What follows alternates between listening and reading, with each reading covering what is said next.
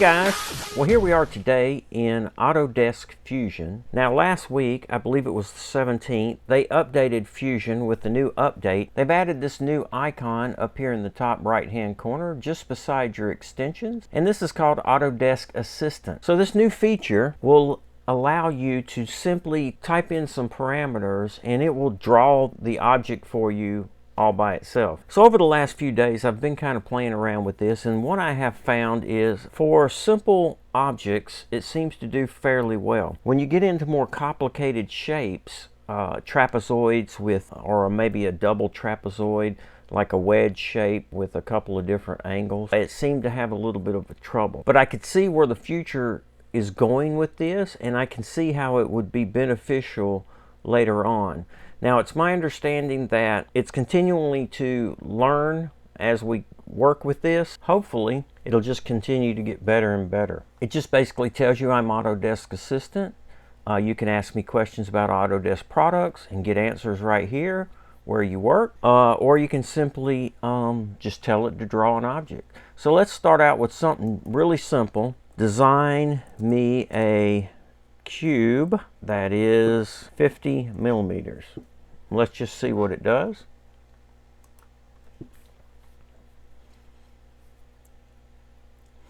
Now I thought this was fairly fascinating. So you can see it was pretty quick. It gave me a sketch, and we can go back and look at our sketch, and then it simply extruded our sketch, and now we have a cube.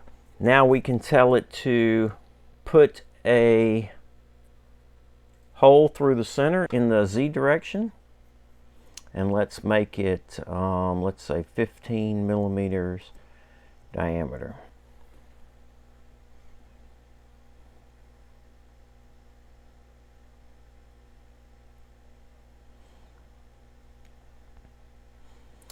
And of course, if you ask it to do something and it's not quite sure what you're asking it, it will prompt you with questions, or it may ask you for more information. But you can see now we have placed a hole through the center of the cube, and it's 15 millimeters in diameter. Now let's see if we can give it something a little bit more difficult.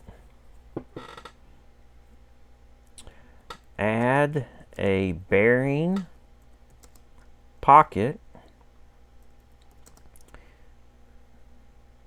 centered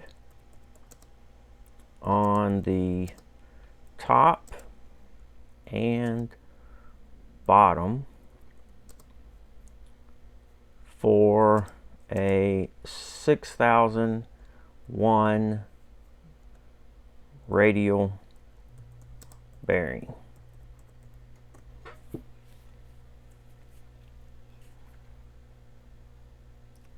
Now I'm assuming it knows what a 6001 bearing is, and apparently it does. It has a 12 millimeter bore. It's 28 millimeters in diameter. So it already knows what a 6001 bearing is, so all I have to do is just ask it to place that pocket in there. And you can see it's drawing another sketch here on the top. And it's telling you what it'll do, what it's going to do. It says I'll create a counterbore style pocket on the top and bottom faces. It seems to be working fairly quick. However, I will admit my laptop is not the fastest computer out there for Fusion 360. But you can see we've placed our bearing pocket on the top here and the bottom. I mean, that's pretty amazing if you ask me. I didn't have to draw all these different sketches out. Now, did it do it? Did it design this the way I would have? There's always a few different ways that you can go about designing a part. So maybe not, but it did get the job done. So let's see if it'll insert a model of a bearing. So I'm just asking it to insert a model in the bearing pockets for a 6001 radial bearing. Will it go out and pull a model off McMaster car and insert it in there? Let's see. I haven't tried this. This is completely new. I did play around with this earlier over the weekend for some more complicated parts.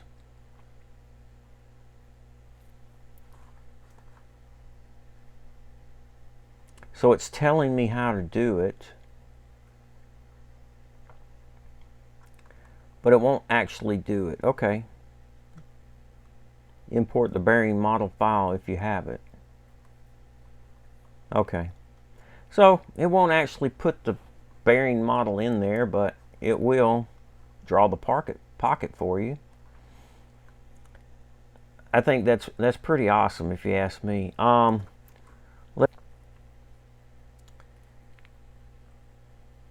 Okay, so it's just telling me how to do that without actually doing it itself. But very interesting. I'm going to be trying to draw a couple of parts. One is a grommet.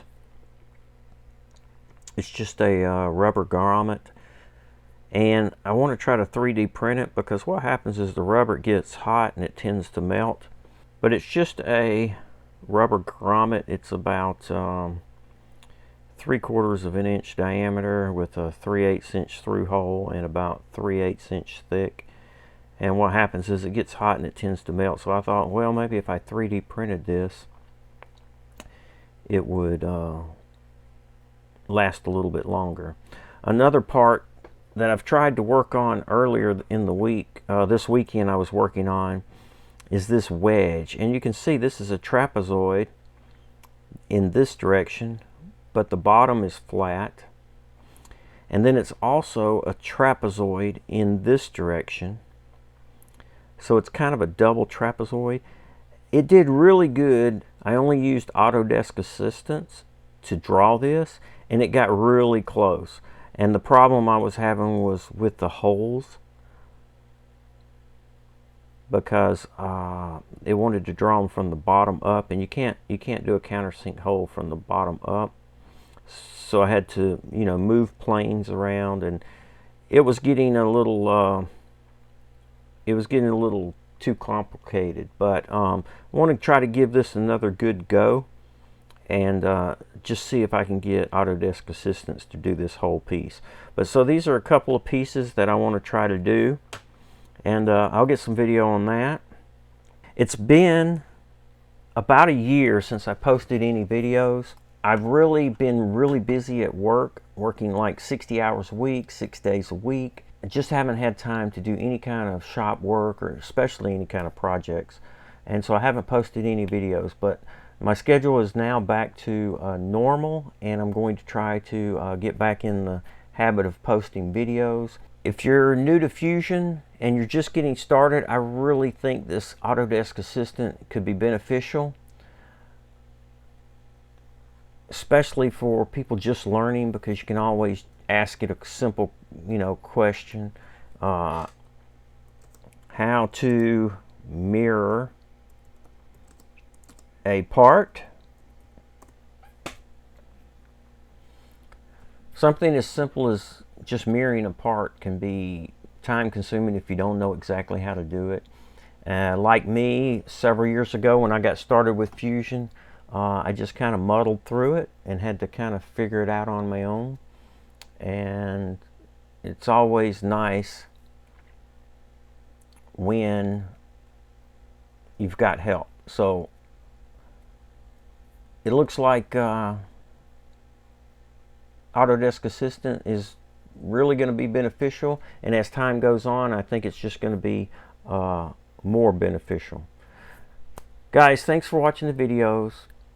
If you're new to my channel and you're just tuning in, click on that subscribe button in the bottom right hand corner. Also, click on that notification bell. That way, if I post a new video, they'll send you a link, and if it's something you're interested in, you can stop by and check it out. As always, please feel free to ask questions, make suggestions, and leave comments. Thumbs up if you like the video. Please subscribe, and most importantly, be safe.